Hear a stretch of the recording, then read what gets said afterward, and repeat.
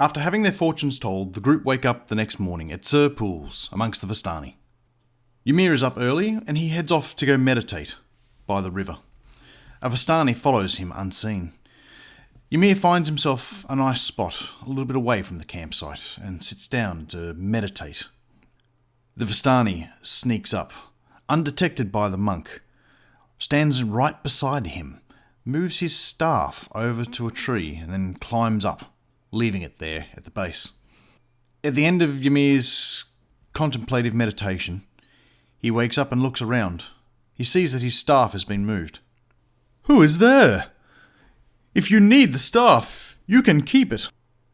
A vistani man swings down from the trees and lands next to Ymir. "My name is Varicos, and I have to ask you, if you could defeat Strahd, would you do it with skill or with fist?" "I'm not sure who you are or what your question is about." "I can help you get your freedom." "Why do you want help?" "I just want my people to be free from Strahd's influence." With an unsure alliance, the two of them head back to find the rest of the group.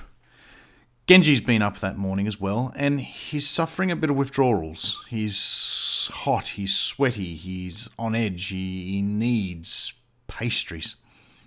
Genji heads over to the vistani camp to see if he can find some food or something to satisfy his urges.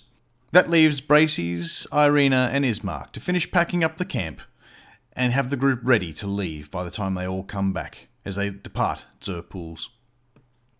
Continuing on their way towards a large town to find Ireena some safety. The group depart and leave Tser Pools and the vistani camp behind and continue heading on Old Svalish Road to the west. They make their way up towards the falls and they notice that something is stalking them. The group have time to inspect and have a look around and see what's going on, but it seems that a pack of wolves are hunting them. Genji tries to reach out to them with his druidic powers, but finds that the wolves aren't acting independently. They're being driven by something or someone. When the wolves do attack, the group are able to defend them off, even though some of them seem to be quite resistant to their blows and strikes. Specifically the one that attacked Ismark and bit him on the arm. They seemed to be a lot tougher than the rest of them in the pack. It was flinching at the pain, but it just seemed to be shrugging off a lot of the damage. The group patch themselves and continue. They arrive at the top of the falls, where a bridge crosses the stream. A set of gallows has been set up there, and a body hangs. As the group pass, the corpse seems like it's been there for some time. At one stage, Brayseis turns ahead and catches a glimpse of her hanging there, rope around her neck, fresh. But she blinks and looks back at it, and it's back to being the corpse it was. She goes back and inspects it and finds nothing magical about it. After a few more hours of travel, the group approach a fork in the road and see a black carriage sitting there stationary. Varicos notes the carriage and has seen it before, and so he hangs back and keeps distance in the trees. The group approach cautiously, and the carriage door opens and a beautiful woman steps out.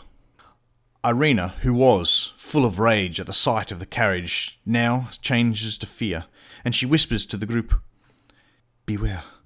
This the lady, she's Anastasia, a bride of the devil." "Ah, well hello, dears. Welcome to my husband's kingdom. Oh, I see one of you have been bitten by one of my little doggies," she says, looking at Ismark. "And you must be Ireena. It is a pleasure to meet you, my dear.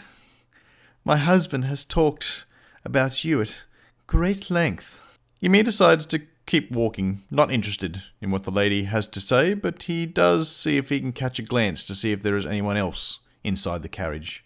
Upon seeing no one in there, he continues his walk, and the rest of the group, caught between seeing Anastasia and with Ireena's warning, decide just to quickly hurry along and not engage her.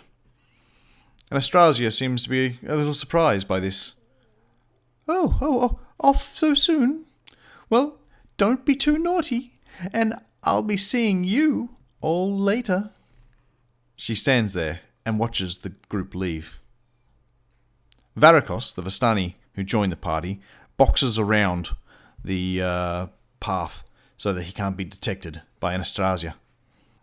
Another hour or so down the road, the group come across another large set of gates that they entered when they first came through the mist.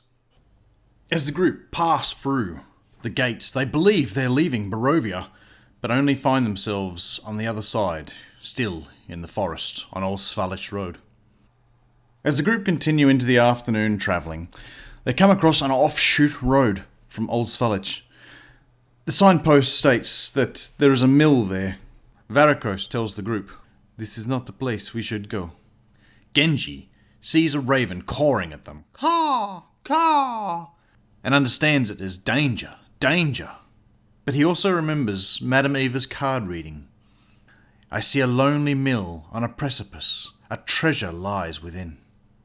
And so the characters decide to head to the mill.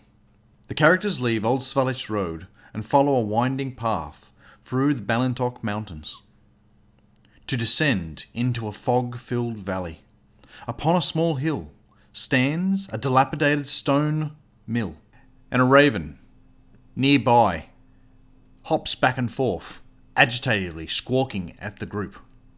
Ismark says that Ireena and me will just stay back here. My wound is still needing of healing, and we've got no business there. We'll wait for you, but please don't be long. Heslant decides to stay and see if he can bandage the wound and do anything more for Ismark. Upon approaching the mill, Lancelot gets a scent and becomes overjoyed, uncontainably so, calling out, "Gertruda! Gertruda!" Genji hears him say. Brayseis, Ymir, and Genji go to the front door, and Varicos heads round the back and climbs up on the ledge to peek around inside the mill. He sees a woman on the second floor sweeping. She has blood and flour soaked upon her apron. Opening the door, the group are met with the sweetest smell of pastries. A warmth from the oven fills the room, and a fair young maiden tends to the oven. She hears them and turns round to greet them. "Hello, what can I do for you travellers?" Brayseis says, "This is where Granny works. I recognize the smell." From the doorway, Ymir asks, "Madam, it is our understanding that a treasure lies on your premises. We wish to come and take a look around." There's no treasures here, sweetie. I've lived here for some time, and I can say it. It's just my mother and sister and I running this rundown mill. We make pies for the locals. We purchased some from Granny in Barovia. They were delicious. Oh, you have, and you're here to buy more? Yes, please. I recognize the smell and would love to buy another pie. Brayseis buys some more pie from the maiden and puts it away in her bag. Ymir steps in and asks about the pies as to distract the lady while the others can get a chance to search. "Please tell me, your pies are so delightful. How do you find the ingredients to make such delicious food?" "Well, you see, we harvest the wheat from the field, and we collect the sweet preserves and a little bit of meat, and we mix it all together, and then we add dreams." "Dreams? How do you add dreams to pies?" "Oh, for the dreams, we use children. They have the sweetest dreams." Ymir stands there shocked, mouth completely open. "Yes, and the type of children is very important too. You must get the ones that have life in them and imagination. It makes the best dream pastries, don't you know?" After being stunned by simply what the lady said, Ymir launches straight into attack. Varicos, on the second level, was watching the other lady sweep.